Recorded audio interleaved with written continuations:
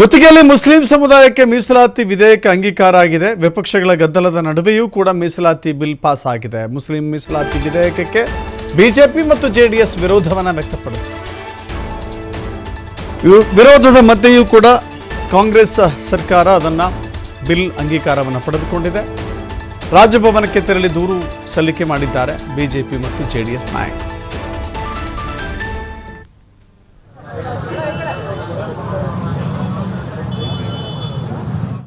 ರಾಜ್ಯಪಾಲರನ್ನ ಭೇಟಿ ಮಾಡಿ ಬಂದಿದ್ದೀರಿ.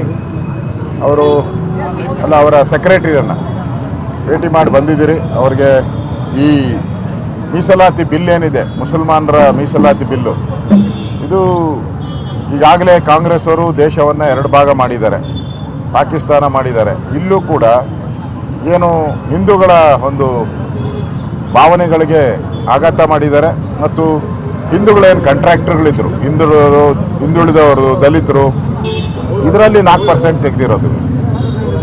ಇದು ಸಂವಿಧಾನ ವಿರೋಧಿ. ನಮ್ಮ ಕಾನ್ಸ್ಟಿಟ್ಯೂಷನಲ್ಲಿ ಯಾವುದೇ ಧರ್ಮಾಧಾರಿತವಾದಂಥ ಮೀಸಲಾತಿಯನ್ನು ಕೊಡೋಕ್ಕೆ ಅಧಿಕಾರನೇ ಇಲ್ಲ. ಆದರೆ ಇವರು ಕಾಂಗ್ರೆಸ್ ಅವರು ಓಟ್ಗೋಸ್ಕರ, ಓಟಿನ ರಾಜಕಾರಣಕ್ಕೋಸ್ಕರ, ಓಟ್ ತಗೊಬೇಕು ಅನ್ನೋ ಒಂದೇ ಒಂದು ಕಾರಣಕ್ಕೋಸ್ಕರ ಮುಸ್ಲಿಮರ ಓಲೈಕೆ ಮಾಡ್ತಾ ಇದ್ದಾರೆ. ಅವ್ರ ಮಕ್ಕಳಿಗೆಲ್ಲ, ಮುಸ್ಲಿಮರಿಗೆಲ್ಲ ಫಾರಿನ್ಗೆ ಹೋಗೋಕ್ಕೆಲ್ಲ ದುಡ್ಡು ಕೊಟ್ಟಿದ್ದಾರೆ, ಶಾದಿ ಮಾಲಿಗೆ ದುಡ್ಡು ಕೊಟ್ಟಿದ್ದಾರೆ, ಉರ್ದು ಶಾಲೆಗಳಿಗೆ ಕೊಟ್ಟಿದ್ದಾರೆ, ಏನೋ ಅವರು ಹೆಣ್ಮಕ್ಳು ಕರಾಟೆ ಕಲಿಯೋಕ್ಕೆ ದುಡ್ಡು ಕೊಟ್ಟಿದ್ದಾರೆ. ಅತ್ಯಾಚಾರ ಆಗ್ತಾ ಇರೋದು, ಲವ್ ಜಿಹಾದ್ ಆಗ್ತಾ ಇರೋದು ಹಿಂದೂ ಹೆಣ್ಣುಮಕ್ಕಳ ಮೇಲೆ. ಇವರು ಮುಸ್ಲಿಂ ಹೆಣ್ಣುಮಕ್ಕಳ ಮೇಲೆ ಕರಾಟೆ ಕಲಿಯೋಕ್ಕೆ ದುಡ್ಡು ಕೊಡ್ತಾ ಇದ್ದಾರೆ.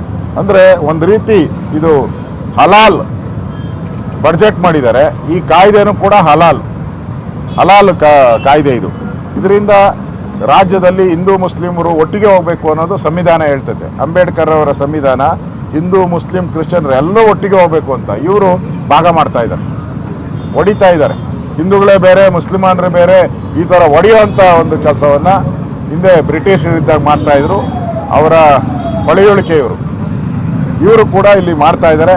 ಸಿದ್ದರಾಮಯ್ಯ ಅಂತೂ ಪೂರ್ತಿಯಾಗಿ ಈ ಮುಸ್ಲಿಮರ ಪರವಾಗಿ ನಿಂತು ಹಿಂದೂಗಳಿಗೆ ದ್ರೋಹ ಬಗೆತಾ ಇದ್ದಾರೆ, ಅನ್ಯಾಯ ಬಗೆತಾ ಇದ್ದಾರೆ. ಇದು ಸಂವಿಧಾನ